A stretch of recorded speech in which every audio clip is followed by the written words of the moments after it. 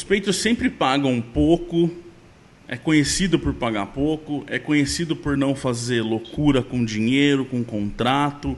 E por que os Patriots estão fazendo isso tudo há tanto tempo, estão nessa situação de não ter dinheiro como nós estamos nesse momento?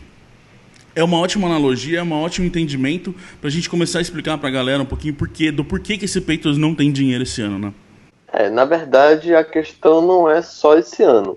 Esse ano as coisas acabaram afunilando um pouco, por conta até de ter muitos jogadores destinados a serem free agents em 2020, como Brady, Van Noy, Tuna, Collins, etc. Mas só que a verdade é que os Patriots sempre viveram ali na risca do salary cap.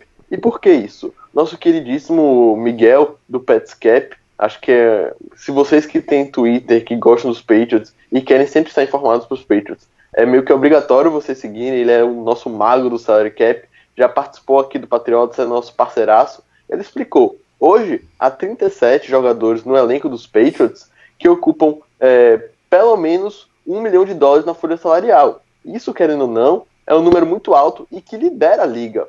E os Patriots, desde 2001, desde que Miguel começou a acompanhar a franquia, sempre estiveram entre os times que mais deram pelo menos $1 milhão para diversos jogadores. Ou seja, o que isso quer dizer? Os Patriots, muitas vezes, na maioria dos casos, priorizam montar um elenco forte em detrimento de ter um playmaker ou um jogador muito estelar, um astro assim completo.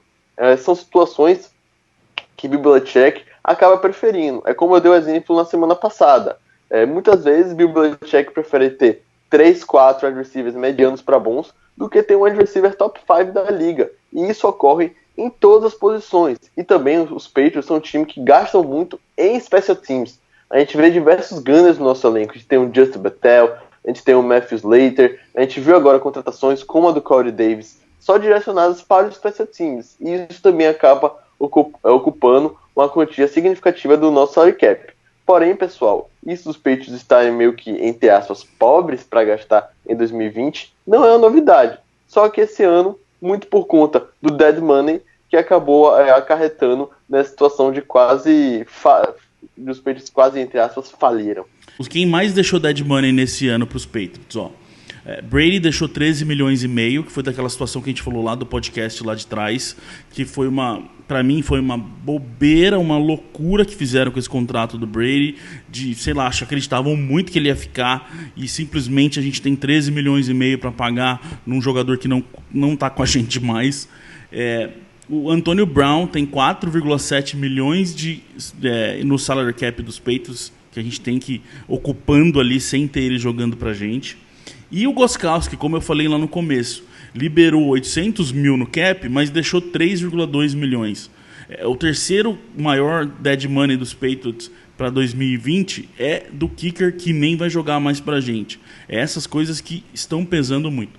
Então, mais de 21 milhões no cap de 3 jogadores que não vão jogar pra gente. Eu acredito que o Belichick seja um cara genial para manejar isso. Ele sempre consegue arrumar um jeito. Como o Arthur falou, a gente sempre fica meio apertado, mas ele sempre dá um jeito, seja reestruturando contratos ou fazendo contratos bons, né? Mas no caso, o contrato do Brady foi meio que um erro, né, nessa trajetória dele como general manager. E acredito que seja um dos pontos mais negativos no momento do que ele fez nos últimos anos. Até porque 13 milhões é uma grana considerável para você trabalhar no cap, caso a gente tivesse isso disponível. E é a maior parte desse dead money que a gente tem. A última vez que o time teve tanto dead money foi quando o Aaron Hernandez acabou sendo dispensado por motivos óbvios, que todo mundo sabe o que aconteceu. E ali o time teve que arcar muito dead money. Acho que foi cerca de 6 milhões e meio, 7 milhões que o Aaron Hernandez acabou deixando. E depois disso o time sempre... nunca teve assim uma quantia tão alta de dead money. Hoje, para vocês terem noção, os Patriots são o terceiro time da NFL que tem mais dead money. Assim, é um número que destoa muito, muito, muito do que vem sendo a era Bill Belichick. Então, essa questão do dead money que acabou pesando para a nossa situação do salary cap atual.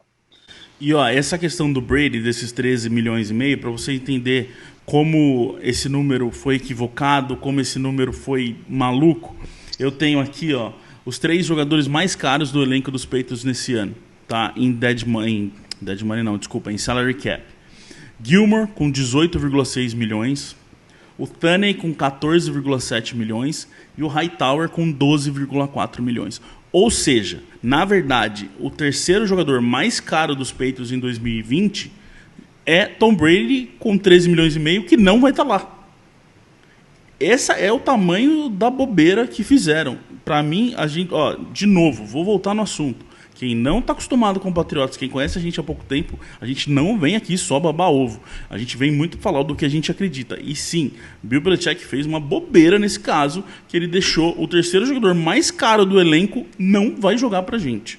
Então por que Bill Belichick resolveu meio que hipotecar o futuro do nosso salary cap com Tom Brady? O que aconteceu, galera? Brady estava com um contrato para expirar no início de 2020, como acabou expirando.